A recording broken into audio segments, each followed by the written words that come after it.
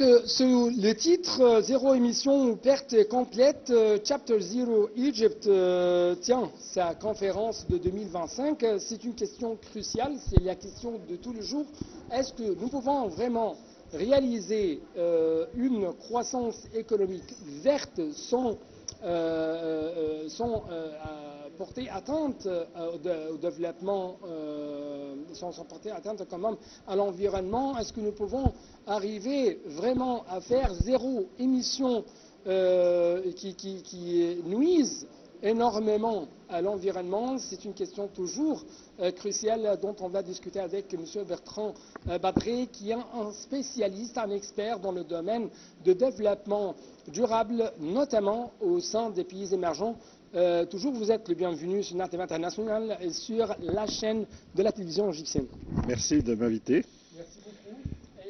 Permettez-moi de poser cette question. Comment vous avez vu ce titre? Et quand même, vous venez de donner une session très importante qui ont parlé au fait comment investir un peu plus dans le domaine de l'économie verte. Je suis venu en Égypte plusieurs fois cette année. Au mois de juin, j'ai rencontré les gens de Chapter Zero qui m'ont dit mais ça serait bien que vous veniez témoigner avec Dr Moyeldin à notre convention en mois de novembre. J'ai dit oui avec plaisir. Alors pourquoi est-ce que j'ai dit oui avec plaisir? Parce que je pense que l'Égypte, c'est un cas extrêmement intéressant. Aujourd'hui, beaucoup de gens s'interrogent sur le changement climatique. Regardez ce qui se passe aux États-Unis avec Donald Trump, évidemment, mais pareil en Europe, dans beaucoup de pays, les gens disent « Ouh là là, il ne faut pas aller trop vite, ça met atteinte à notre développement, à notre compétitivité ». Et donc on a ce qu'on appelle en anglais le backlash, c'est-à-dire le retour de flamme de gens qui disent « On est allé trop vite, trop loin, et maintenant il faut arrêter ». Et en fait, ce qu'on voit bien avec Chapter Zero, et je pense que l'Égypte c'est un cas très intéressant, c'est qu'aujourd'hui, ce serait suicidaire de fonder son développement pour le XXIe siècle sur l'énergie fossile. On voit bien que l'avenir, il est au développement durable. Alors après, c'est pas parce qu'on a dit ça qu'on a répondu à toutes les questions. La question, c'est à quel rythme on y va, qui paye, comment on fait. Mais la direction, elle est tracée. Maintenant, est-ce qu'on va être capable d'aller aussi vite que nécessaire, aussi loin que nécessaire, ou pas? Mais on ne va pas faire marche arrière. Je pense qu'il n'y a pas un seul pays, même les pays du Golfe d'ailleurs, qui disent on va fonder tout notre développement sur le pétrole et le gaz pendant des années. On voit bien qu'il y a une transition organisée et c'est cette transition dont on parle aujourd'hui.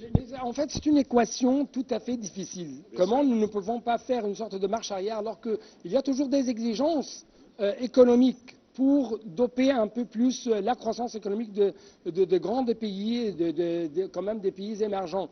Et toujours on parle qu'il faut arriver à avoir des critères pro-environnementaux dans les domaines de l'industrialisation, production et ainsi de suite.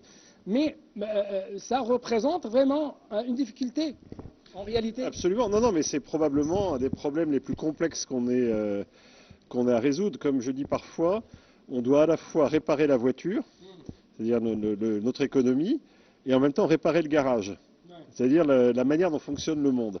La voiture, on pourra la réparer que tous ensemble, les pays développés, les pays émergents, les pays en développement, et la question se pose précisément au moment où la coopération entre les États fonctionne moins bien. Donc on a un défi considérable.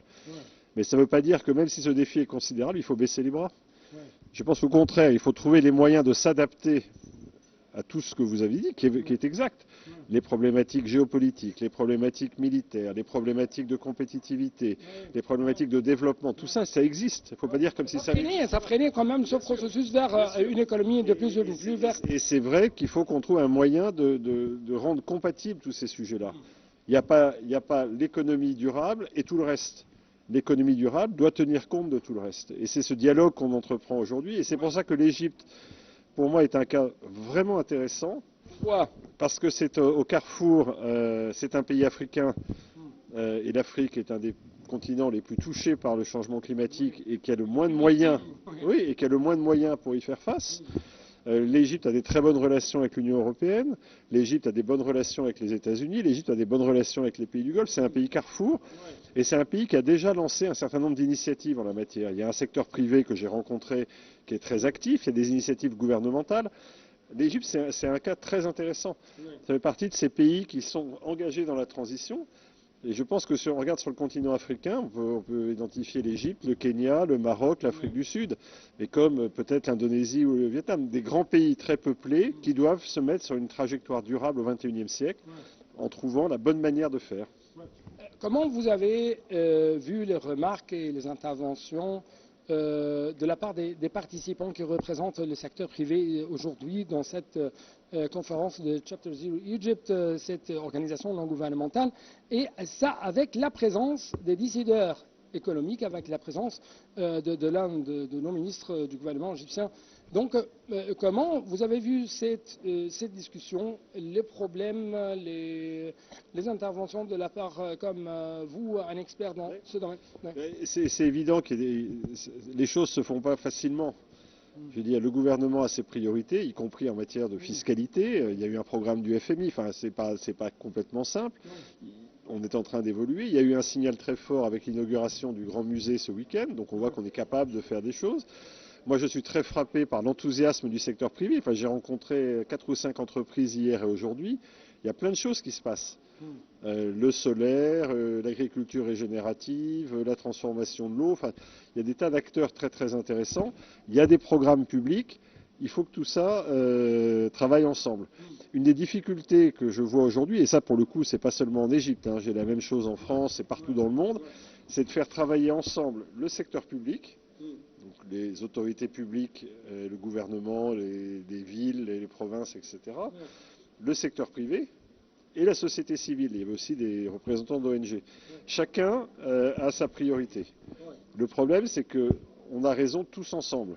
C'est pas chacun a raison dans son coin. Si on écoute cette synergie, comment nous devons arriver à cette synergie? Eh ben, en discutant comme ce soir, en discutant et en écoutant qu'est-ce que peut faire le gouvernement, qu'est-ce que peut faire le secteur privé, qu'est-ce que peuvent dire les ONG, comment est-ce qu'on peut travailler ensemble. On va arriver à une sorte de solution innovative pour résoudre ça. Moi, je crois à l'intelligence collective. Et je pense que ce que je disais dans la conférence, c'est qu'aujourd'hui, on sait à peu près ce qu'il faut faire. On sait où il y a de l'argent, on sait les plans, on a fait des rapports, tout ça est sur la table. Comment est-ce qu'on fait travailler les gens ensemble? Et pour moi, c'est la clé. Et donc, comment est-ce qu'on fait pour mobiliser l'argent ici, pour faire travailler le secteur financier privé égyptien, mais aussi faire venir de l'argent de l'extérieur? À quel rythme? Quelles solutions techniques, etc. Tout ça, enfin, il n'y a rien de magique ou de sorcier. On sait ce qu'il faut faire, il faut le faire. Il faut des étapes concrètes sur le terrain. Merci beaucoup pour cette interview. Merci à vous. Merci.